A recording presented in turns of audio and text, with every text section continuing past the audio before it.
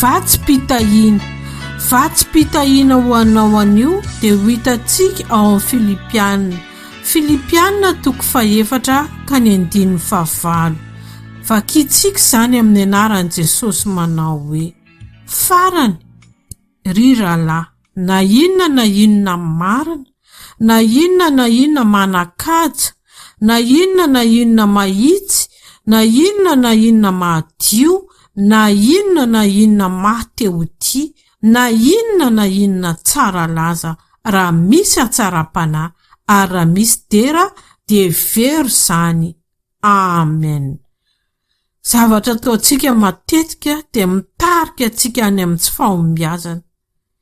Rehefa tsy ankinina amin'Andriamanitra, zany zavatra vokatry ny tsy fahombiazana zany eo amin'ny fiainana, dia lasa tsy manana fatokisa-tena intsontsika.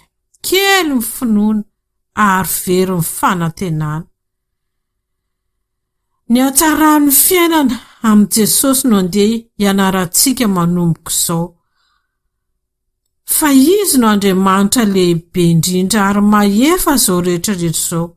Fa raha lavitra azy isika dia tsy mahefana mavita na inona. Fa n'Andriamanitra ny tany izay rehetra eo aminy, ka eo aminy ihany nio hiafarahantsika rehetra. Iaraka hivavaka tsika. Andriamanitra mahery sy tsara indrindra, izay nariany tananao dia tsara sady mahasoa anay tokoa. Sotranao izay Jesosy, tamin'ny tahianao ny fiainanay androany, ka velona hatramin'ny izay, naharovanao namezanao tombonandro anay. Sotra ihany koa nanome anay fanantenana ny amin'ny hoavy mamirapiratra, izay menao anay, izay tsy takatry ny sainay ny alehibiaza amin'ny fitiavanao anay. Mahatoky izay Jesosy, fa tsy mamela anay ho rery ianao androany satria hoy ianao hoe: zanako ianao ary efa novidiako tamin'ny rako, ka tsy misy afoko very na dia iray aza. Amen.